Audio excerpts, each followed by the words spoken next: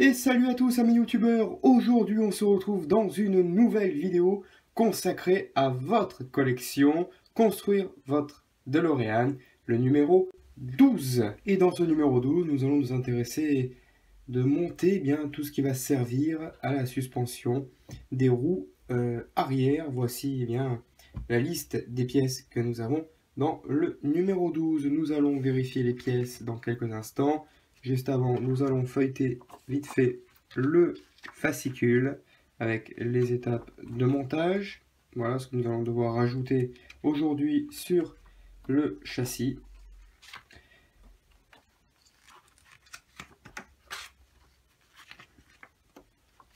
Et bien sûr, le prochain numéro, voilà, la roue arrière avec la jante, le pneu et les vis pour le numéro 13. Allez, c'est parti, on passe au déballage. Voilà les pièces de ce numéro 12. Donc nous avons le porte-moyeu arrière gauche, nous avons la bielle de poussée arrière gauche, on a un petit soufflet, nous avons ici la barre d'accouplement avant gauche, donc tout ceci est en métal pour l'instant. Nous avons l'amortisseur arrière, un ressort, nous avons une biellette, il me semble que c'est une biellette, oui, je pense, que je ne vous dis pas de bêtises. Là, nous devrions avoir une petite pièce également en métal.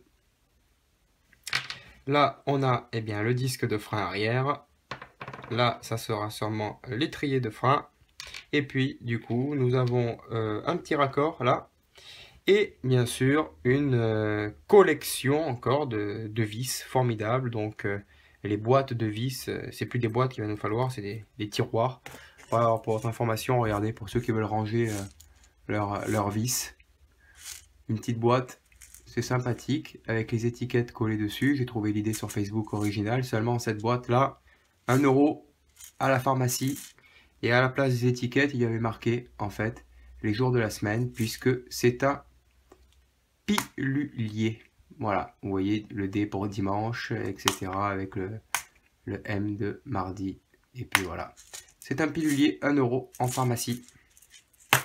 Voilà, donc nous allons procéder au montage de toutes ces fameuses pièces. C'est parti! Et donc la première étape de montage consiste à assembler donc cette pièce avec la bielle de poussée, avec le porte-moyeu arrière, donc de cette façon, avec cette partie-là face à vous, cette pièce avec l'aimant vers à l'opposé de vous, et puis donc du coup de l'insérer comme ceci et d'y mettre tout simplement deux vis formidables, deux vis CM, voilà, comme ceci, avec deux petits vis CM à l'intérieur. Voilà, je visse ça et on se retrouve dans quelques instants. Voilà, c'est fait, deux vis, rien de plus simple. Passons à l'étape 2 qui consiste à insérer sur ce petit support avec la petite biellette, voilà c'est ça, avec la petite biellette, si je dis pas de bêtises, avec le petit rebord un peu moins large qui consisterait à la rentrer dans un des trous, donc je dirais celui-ci, comme cela, voilà, comme ceci, et y mettre une vis EM. Voilà, l'équerre est fixé. Attention quand même à vos doigts lorsque vous allez visser cette partie. C'est un peu compliqué à visser, donc aidez-vous d'un support pour visser cette petite vis. Et maintenant, nous allons placer donc cette partie donc sur le châssis. Donc elle va venir se mettre, si je ne dis pas de bêtises, comme ceci, ici. Donc encore une fois, vous vous servez bien du petit picot qu'il y a là. Et vous allez l'insérer dans ce petit trou qu'il y a déjà. Et vous allez l'insérer avec une vis une vis BM. Alors, est-ce que ça rentre? Peut-être, on va voir ça. Comment ça se met? Est-ce que ça se met bien? Ça se met plutôt bien. C'est impeccable. Ça se met plutôt bien. Nous n'avons plus qu'à le fixer. Allez, prenons notre tournevis, notre vis, et allons-y. Alors, je vais un petit peu bouger ceci.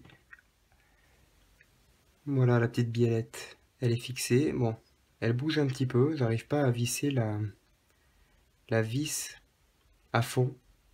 Et du coup, ça bouge un petit peu à gauche et à droite. Mais bon, c'est pas grave, on verra par la suite pour le montage si ça va nous porter préjudice ou pas. Mais je ne pense pas. Allez, on passe à la prochaine étape qui consiste donc à fixer cette partie donc sur le châssis comme ceci ici.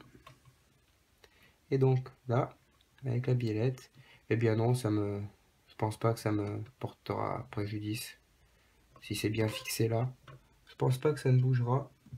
Il n'y a plus qu'à fixer ceci avec deux vis EM.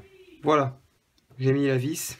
Bon, encore une fois, il y a du jeu. Enfin, il y a du jeu de partout, quoi. C'est pas le top. J'aurais préféré qu'il y ait moins de jeu, mais pourquoi pas. Bon, la vis ici est mise. Maintenant, il va falloir mettre une vis ici et en dessous. Voilà, pour fermer l'ensemble, quoi. Donc, avec deux vis HM. Voilà, la pièce est montée ici. Bon, il y a du jeu. Je n'ai mis qu'une seule vis ici et j'ai dégusté pour la mettre ici. Il fallait bien que ça rentre. Il manque 1 mm, mais je vais pas forcer davantage. J'ai plus de doigts, donc cette étape-là, ça ira. Je ne vais pas aller plus loin. On va passer à la prochaine étape. Prochaine étape qui consiste bien sûr à mettre une vis et donc à fixer cette pièce sur celle-ci à l'arrière et on y fixera avec une vis AP. Et maintenant on va s'occuper de l'amortisseur. Il nous suffit de placer bien, une grosse vis IM. IM qui sont ici, c'est les plus grosses. Voilà, on va en prendre une. Alors vous allez me dire en commentaire par rapport au tournevis. Malheureusement j'en ai pris un. Voilà, il est ici. Je ne veux pas faire de promotion, hein. Vous voyez la marque. Voilà. C'est de la qualité. On dit que dans les magasins ce sont les meilleurs. Effectivement ce sont les meilleurs et pourtant j'ai la tête qui est encore une fois rongée par les vis. Donc je maintiens que les vis, les têtes de vis qu'il y a ici sont de très mauvaise qualité. Voilà. Ils ne sont pas à la hauteur de la maquette. Voilà, c'est des vis, je ne sais pas comment je vais faire. Est-ce que je vais acheter un tournevis par numéro? Je ne sais pas, moi qui ai l'habitude d'utiliser des tournevis, j'ai voulu mettre le prix dans un tournevis et puis là je m'aperçois que la tête est rongée, puis encore une fois, ça va commencer à tourner dans le vide. Voilà, et ça m'insupporte quand même pour 10,99 € le numéro, de se faire ronger les têtes comme ça, les têtes de tournevis, c'est vraiment... Enfin, c'est comme ça. Bref, alors, on va passer la vis IM dans le trou situé en bas de l'amortisseur. Ouais, ben voilà, du coup, il n'y a même pas besoin de la visser. Elle rentre toute seule. Ils ont compris ce que je voulais dire. Allez, on passe à l'étape 8 qui consiste à placer le disque de frein dans le porte-moyeu et du coup de remonter la biellette à l'intérieur de la partie basse du disque et de fixer tout ceci avec une vis IM. Alors attention à l'étape 9, lorsque vous allez insérer la plaquette de frein, on oublie de vous dire de mettre l'amortisseur. Alors moi j'ai pas fait attention en fait à la photo, j'ai suivi le texte et j'ai vissé, puis je me suis aperçu que la vis dépassait de presque 3 mm. Je me suis dit il manque quelque chose et effectivement il manque cet amortisseur. Maintenant on va rigoler pour faire passer l'amortisseur dans ce petit trou, pour faire avec le ressort. Voilà, encore une étape où on va bien s'amuser. Et voilà, au final, le ressort a été assez simple à monter avec une petite vis. C'est assez correct dans l'ensemble. Ça s'ouvre assez bien. La butée à l'arrière est très bien. J'aurais aimé qu'on fasse la même chose à l'avant. Il y aurait eu, du coup, les roues seront mieux maintenues ici qu'à l'avant. Voilà, c'est mieux pour ouvrir. Voilà, ça bloque quand on descend. Là, à l'avant, on n'a pas ce problème de ressort, de petites tiges qui tient. On aurait dû faire la même chose à l'avant, pourquoi pas. Ça aurait été sympa. Voilà pour le montage du numéro 12 qui a été un petit peu long. Et on se retrouve très prochainement pour de nouveaux numéros. Salut!